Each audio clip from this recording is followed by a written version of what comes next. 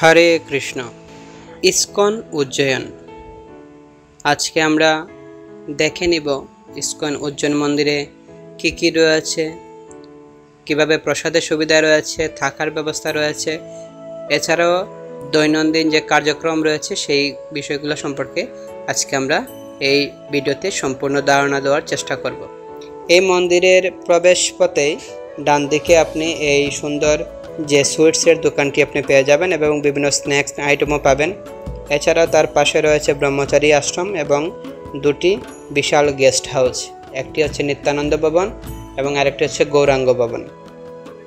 সেখানে আপনি স্বল্প মূল্যে আপনি থাকার রুম পেয়ে যাবেন, এসি নন এসি, এবং এখানে রয়েছে সুন্দর একটি গোবিন্দাস রেস্টুরেন্ট।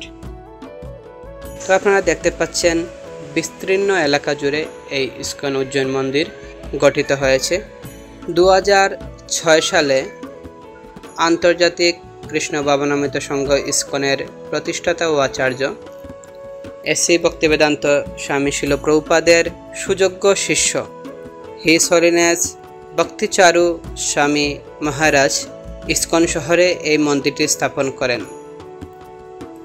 এই মন্দিরটি শিল ভক্তিচারু স্বামী মহারাজ মাত্র 1 বছরের মধ্যে নির্মাণ সম্পন্ন করেন। মার্বেল পাথর দিয়ে তৈরি এই মন্দিরের কারুকার্য দেখলে হৃদয় জড়িয়ে যায়। দুটি গেস্ট হাউসই 1 বছরের ভিতরে সম্পূর্ণ করা হয় এবং এই মন্দিরের রয়েছে নানা কার্যক্রম। এই মন্দিরের দৈনন্দিন তালিকায় প্রতিদিন মঙ্গল আরতি, দর্শন আরতি, ভোগ আরতি, সন্ধ্যা আরতি সহ আরও রয়েছে বিভিন্ন ধরনের গীতা কোর্স, ইয়থ প্রিচিং, ভক্তিবৃক্ষ, নামমন্ত্র সহ নানান ধরনের প্রচার কার্যক্রম। তাছাড়াও এই মন্দিরে প্রতিদিনের জন্য রয়েছে ভক্তদের জন্য প্রসাদ এর ব্যবস্থা এবং সেখানে সকাল, দুপুর এবং রাত্র 3 বেলাতেই আপনি ভগবানের সুস্বাদু প্রসাদ গ্রহণ করতে পারবেন।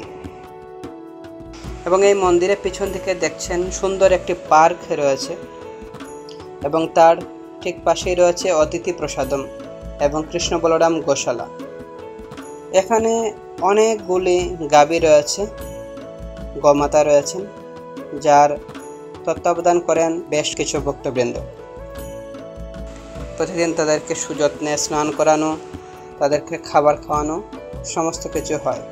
তাছাড়াও প্রসাদ হলে যাবার রাস্তায় কিছু ঘাস, কিছু সবজি থাকে, যা দর্শনার্থীবৃন্দ এবং মন্দিরের স্থানীয় আবাসিক ভক্তবৃন্দরা এই গৌমাতার সেবা করে থাকেন। প্রতিদিন তাদেরকে এভাবে খাবার খাইয়ে থাকেন।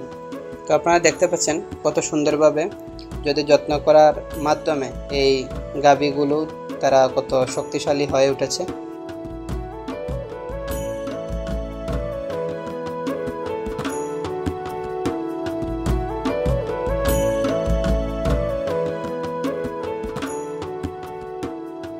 এখানে আপনি 3 বেলাই প্রসাদ পেতে পারেন, সকালে ব্রেকফাস্ট, তারপর দুপুরে লাঞ্চ এবং রাত্রে ডিনার। তো এখানে আপনি কুপন কেটে আপনি সমস্ত ভক্তদের সাথে, আবাসিক ভক্তদের সাথেও আপনি প্রসাদ পেতে পারেন। তাছাড়া আপনারা দেখতে পাচ্ছেন সেখানে গোবিন্দাসের ব্যবস্থাও আছে, আলাদাভাবে আপনি কিছু অর্ডার করেও সেখানে প্রসাদ পেতে পারেন। এখানে সমস্ত ব্রহ্মচারী, গৃহস্থ ভক্ত সবাই একসাথে বসে প্রসাদ পান এবং খুব সুস্বাদু প্রসাদম। তাছাড়াও গেস্ট হাউসের সামনে এই মনোমুগ্ধকর যে পার্ক রয়েছে, সেখানে আপনি গ্রীষ্ম, বর্ষা, শীতকাল যে কোনো সময় আপনি দেখবেন ফুল গাছে এবং বিভিন্ন পাতাবাহার গাছে পরিপূর্ণ রয়েছে। এটা হচ্ছে মন্দিরের ঠিক উল্টো দিক। এই মার্কেটটার ঠিক পিছনেই রয়েছে অবন্তীনগর যে স্কুল। এই ইসকন উজ্জয়ন মন্দির থেকে অল্প কিছু দূরেই রয়েছে মহাকাল মন্দির, যা সারা ভারতের মধ্যে একটি বিখ্যাত তীর্থস্থান। এছাড়াও এই উজ্জয়ন শহরে রয়েছে পরমেশ্বর ভগবান শ্রীকৃষ্ণ এবং শ্রী বলরামের যে গুরুকুল শান্তিপনি মুনির আশ্রম, সেই আশ্রমটি অত্যন্ত মনোরম পরিবেশের মধ্যে এই আশ্রমটি অবস্থিত। ভগবান ছোট্টবেলায় তিনি গুরুকুলে পড়াশোনা করার জন্য তিনি বৃন্দাবন থেকে এই শান্তিপনি মুনির আশ্রমে এসেছিলেন এবং তার বিভিন্ন লীলাস্থানও রয়েছে এই উজ্জয়ন শহরে। এছাড়াও বিভিন্ন পুরাণেও এই উজ্জয়ন শহরের কথা বর্ণনা করা আছে, যা এই উজ্জয়ন শহরের পূর্ব নাম অবন্তী নগর হিসেবে লিখিত আছে। এই অবন্তীনগরের যে ইতিহাস আমরা পুরাণে দেখি, সেখানে বলা হয়েছে এই উজ্জয়িনী শহর বা অবন্তীনগর হচ্ছে একটি ভক্তির পরাকাষ্ঠা জায়গা, যেখানে সর্বদা ভক্তি বিরাজমান এবং আমাদের সনাতন ধর্মাবলম্বীদের মধ্যে একটি গুরুত্বপূর্ণ তীর্থস্থান। তাছাড়া যে কুম্ভ মেলা হয়, এই কুম্ভ মেলার মধ্যে প্রয়াগ, নাসিক ছাড়াও এই উজ্জয়ন শহরের যে শিপ্রা নদী রয়েছে, সেই শিপ্রা নদীর তীরে কুম্ভ মেলাও প্রতি 12 বছর পর হয়ে থাকে। আপনারা যারা ভ্রমণ প্রিয়াসী লোক আছেন এবং যারা তীর্থযাত্রীরা আছেন, যারা পুণ্য কামনার উদ্দেশ্যে বিভিন্ন তীর্থ ভ্রমণ করে থাকেন, আপনারা অবশ্যই একবার উজ্জয়িনী আসুন। আপনারা মহাকাল মন্দির, শান্তিপুনি মুনির আশ্রম, শিপ্রা নদীতে স্নান সহ ইস্কন উজ্জয়ন মন্দির একবার দর্শন করুন। আমার বিশ্বাস আপনার হৃদয়ে সম্পূর্ণ ভক্তিতে পরিপূর্ণ হবে। সবাইকে অসংখ্য ধন্যবাদ জানাচ্ছি। হরে কৃষ্ণ।